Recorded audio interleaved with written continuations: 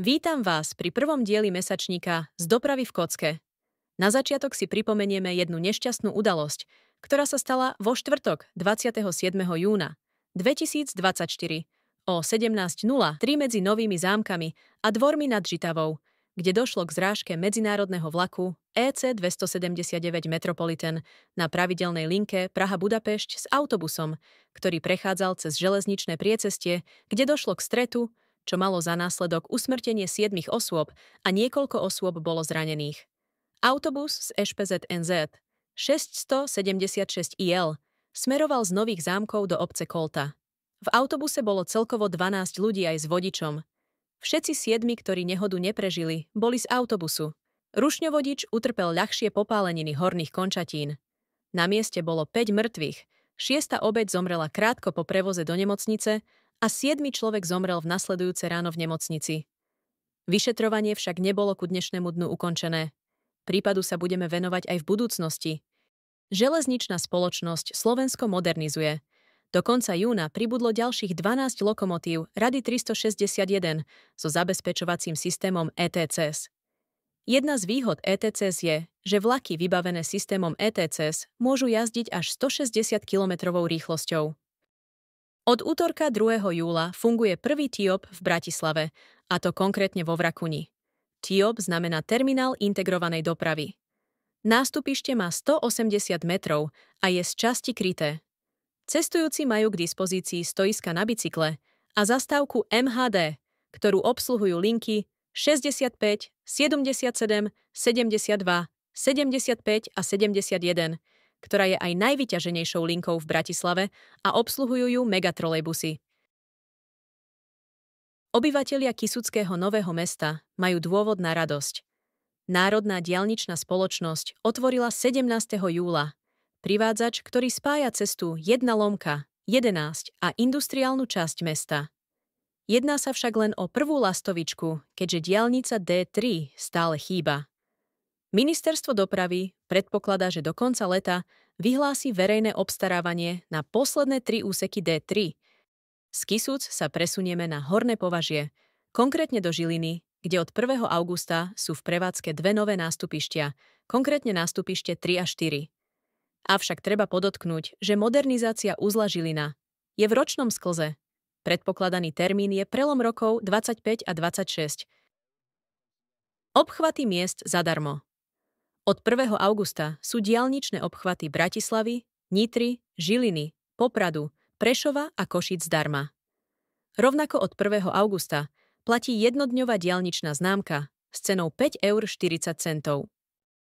Štvorčlenná rodina Štádlerov je kompletná.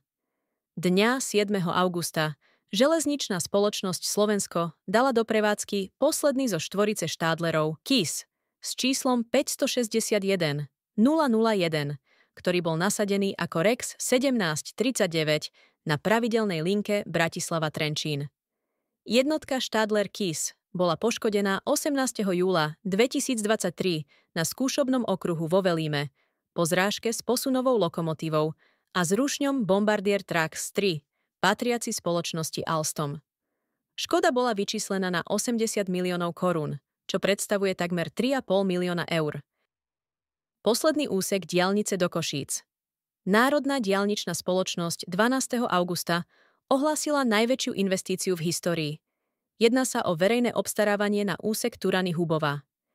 Predpokladaná cena je takmer 1,9 miliard eur. Na 13,5 kilometrovom úseku nájdeme až 2 tunely s celkovou dĺžkou 8688 metrov.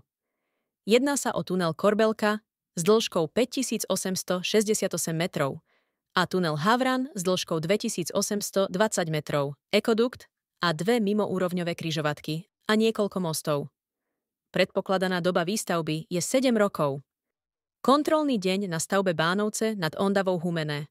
V úseku Strážske Humenné sa dodržiavajú plánované termíny, avšak na stavbe v železničnej stanici Humenné došlo k zmenám stavebných postupov, ktoré ovplyvnili priebeh prác. Cieľom je komplexná rekonštrukcia trate, zabezpečovacích zariadení a elektrifikáciu jednokolajnej železničnej trate použitím jednosmernej trakčnej sústavy s napätím 3 kV. Zároveň zahŕňa rozsiahlu rekonštrukciu infraštruktúry na úseku Bánovce nad Ondavou Humenné, ktorý meria 33,5 km. Traťová rýchlosť sa zvýši na 120 km za hodinu. Úspešná rekonštrukcia križovatky D1 R1 pri Trnave. Po 4 mesiacoch sa podarilo zrekonštruovať most v smere Nitra-Trnava plus jeho vetvy. Od polovice augusta stavbári prešli na druhý most v smere Trnava-Nitra. Na stavbe sa pracuje v režime 24/7, aby celková doba rekonštrukcie trvala čo najkratšie. Šala sa dočkala. Po mnohých rokoch sa podarilo začať s výstavbou obchvatu Šale. Takmer 12-kilometrový obchvat odkloní tranzitnú dopravu z Trnovca nad Váhom, Šale a Dlhej nad Váhom. Súčasťou stavby bude 14 mostov, pričom jeden z nich bude dlhý 700 metrov a preklenie rieku Váh. Zmluvná cena je takmer 79 miliónov eur, bez DPH, a doba výstavby je plánovaná na 3 roky. S blížiacim sa koncom letných prázdnin železničná spoločnosť Slovensko posilnila viaceré spoje. Konkrétne išlo o 33 vlakov, z toho 12 expresných a 21 rýchlikov v rámci Slovenska. Posilové vlaky bolo možné vidieť na linkách Bratislava-Košice, Prešov-Humenné, Bratislava-Žilina, Bratislava-Zvolen, Banská Bystrica, Bratislava-Prievidza a Žilina-Košice. Vlaky jazdili od stredy 28. augusta do pondelka 2. septembra 2024. Ďakujeme za pozornosť. Uvidíme sa opäť o mesiac pri ďalšom vydaní mesačníka z dopravy v kocke.